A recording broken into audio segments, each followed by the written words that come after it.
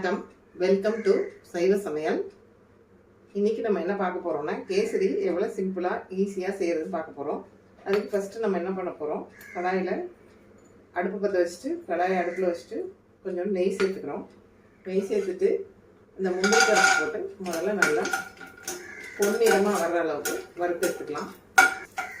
கரெக்டாக அந்த கலர் மாறினோன்னா டக்குன்னு நம்ம அதை வேற ஒரு பவுலுக்கு மாற்றிக்கலாம்.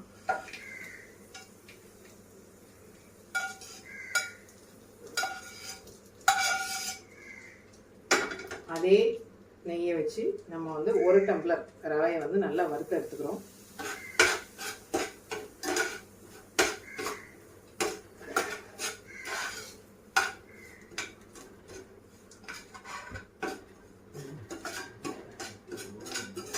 நல்ல ரவை வறுத்து அதோடைய மாதிரி ஷைனிங் ஆரம்பிக்கும். நல்லா பொரிஞ்சு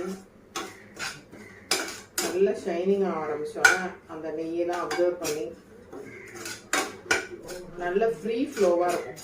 அது வரைக்கும் நம்ம நல்லா வறுக்கணும்.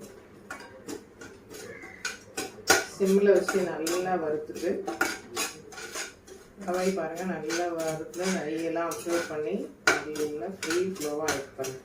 இந்த மாதிரி ஃப்ரீ ஃப்ளோவாக இல்லாமல் நம்ம எடுத்து ஒரு பிளேட்டுக்கு ட்ரான்ஸ்ஃபர் பண்ணிக்கலாம்.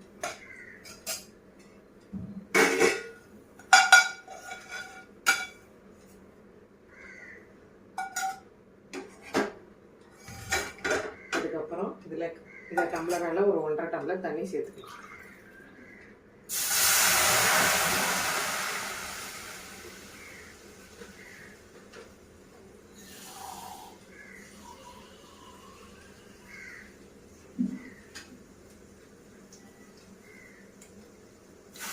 மூணு டம்ளர் கரெக்டாக ஒரு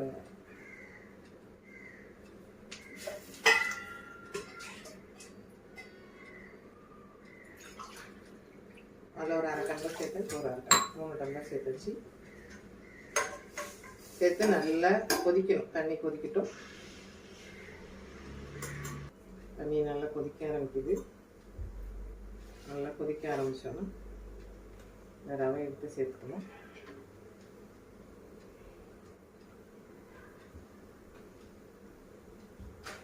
சேர்த்துட்டு நல்லா கைவிடாமல் கிண்டணும். கொஞ்சம் கொஞ்சமாக சேர்த்து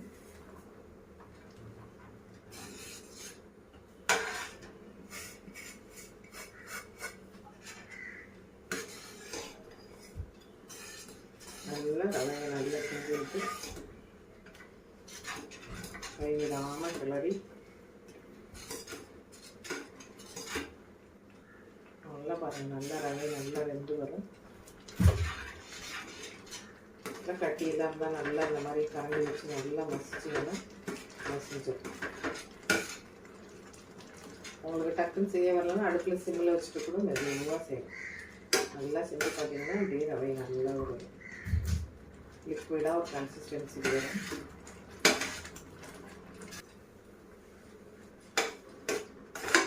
நல்லா ரவை இதில் நம்ம என்ன பண்ணலாம், 1 டம்ளர் சுகர் சேர்த்துக்கலாம்.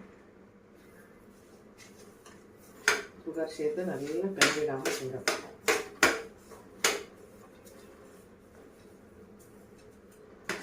நான் யூஸ் பண்ணுறது எல்லாமே ஆர்கானிக் ரவா, ப்ரௌன் சுகர் இதான் யூஸ் பண்ணிட்டுருக்கேன்.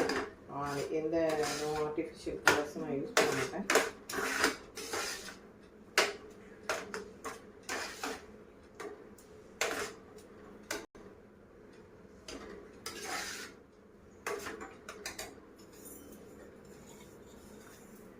இது ஆர்கானிக் ஷாப்பில் கிடைக்கும் ப்ரௌன் சுகர், அதுதான் நான் யூஸ் பண்ணுறது ரெகுலராக. ஒயிட் சுகர் யூஸ் பண்ண மாட்டேன். ஸோ அதனால் அதை தான் போட்டிருக்கேன். அதுவே நல்ல ஒரு நமக்கு கலர் கிடைக்கும். டேஸ்ட் ரொம்ப நல்லாயிருக்கும். உடம்புக்கு ரொம்ப ஹெல்த்தி. இன்னும் கொஞ்சம் ஸ்வீட் நிறைய வேணும் விரும்புவீங்க அப்படின்னா இன்னும் கொஞ்சம் கூட சேர்த்துக்கலாம் சுகர். அவ்வளோதாங்க, சிம்பிளாக ஈஸியாக கேசரி செஞ்சிடலாம்.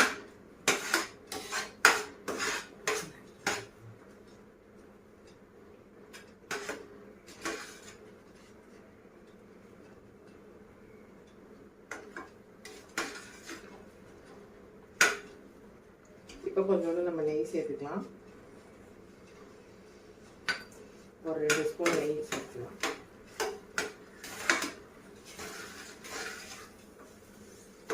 நல்லா கடாயில் ஒட்டாமல் திறந்து வருது. ரவையை பார்த்தீங்கன்னா நல்லா ஷைனியாக நல்லாயிருக்கும். நல்லா வெந்து வந்துட்டு இந்த ஸ்டேஜில் நம்ம என்ன பண்ணலாம், முந்திரி பருப்பு சேர்த்துக்கலாம். நமக்கு ஏற்கனவே ஃபஸ்ட்டு வறுத்து வச்சிருந்தோம்ல, அந்த முந்திரி பருப்பு தான் சேர்த்துருக்கேன். இன்னும் கொஞ்சம் நம்ம வந்து நெய் சேர்த்துக்கலாம்.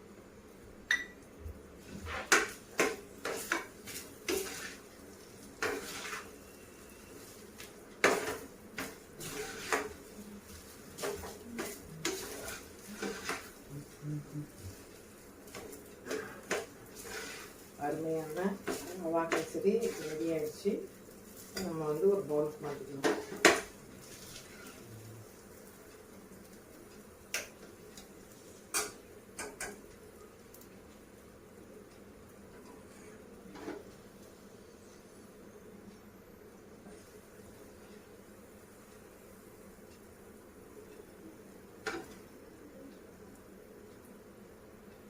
பாருங்க, அருமையான ரவா கேசரி ரெடி.